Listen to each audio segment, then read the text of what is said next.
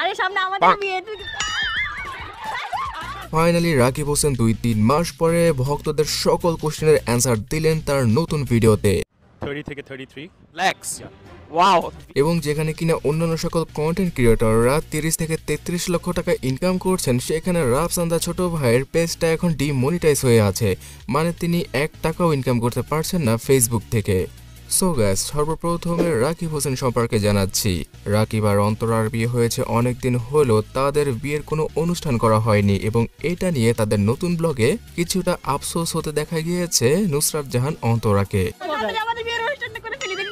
তবে হ্যাঁ, রাকিব হোসেন এতদিন কেন ভিডিও দেয়নি আর দেশের বাইরে গিয়ে যে তাদের ব্লগ করার কথা ছিল সেটা তারা কেন করতে পারেনি, এই সম্পর্কে সবকিছু কমপ্লিট ভাবে রাকিব হোসেন তার নতুন ব্লগে জানিয়েছে।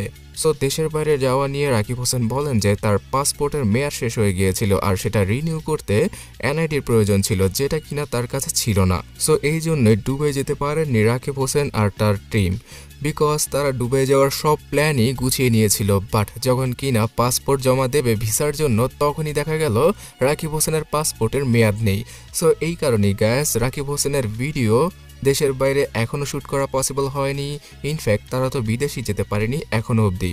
বাট এই ফেব্রুয়ারি মাসে রাকিব হোসেন অনেকগুলো ব্লগ আনতে পারে, অর্থাৎ 1 থেকে 2টা ব্লগ আনতে পারে যেটা কিনা দেশের বাইরে শ্যুট করা হবে, বিশেষ করে দুবাই ব্লগ। তাছাড়া এদিকে শামীমা শ্রাবণী প্রায় 10 মাস ধরে ইউটিউব থেকে গায়েব থাকার পরে তার নতুন ভিডিওটা পাবলিশ করেছে 2 দিন আগে।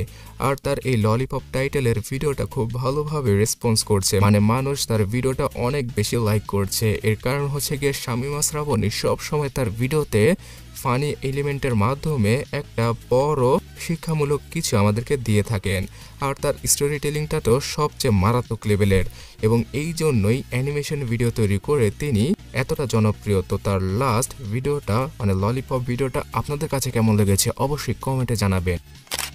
আর এদিকে রাফসান্দা ছোট ভাই তার নতুন ভিডিওতে বাংলাদেশের পপুলার কন্টেন্ট ক্রিয়েটরদের কাছ থেকে জানতে চাইছিলেন যে তারা হাইয়েস্ট 1 মাসে কত টাকা ইনকাম করেছে, এবং সেখানে আফসার ভাই জানিয়েছে যে তিনি হাইয়েস্ট 1 মাসে 30 থেকে 33 লাখ টাকা ইনকাম করেছে, যেটা কিনা অবিশ্বাস্য। বিকজ এর আগে ফুড আপ্পির মাধ্যমে আমরা জানতে পেরেছিলাম ফুড ব্লগাররা এখন মাসে অ্যাভারেজে 10 থেকে 11 লক্ষ টাকা ইনকাম করতে পারে।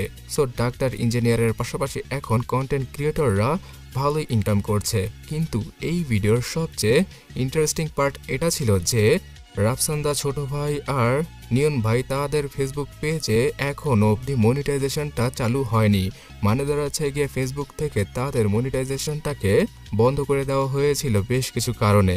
তো তারা এখনও ডিমনিটাইজ আছে। সো এতে বোঝা যাচ্ছে যে তাদের ইনকামটা ফেসবুক থেকে মানে ফেসবুকের অ্যাড রেভিনিউ থেকে এখন হচ্ছে না, বাট ব্র্যান্ড ডিল অথবা ইউটিউব মনিটাইজেশন সেখান থেকে তারা কিছুটা হলেও ভালোই ইনকাম করছেন।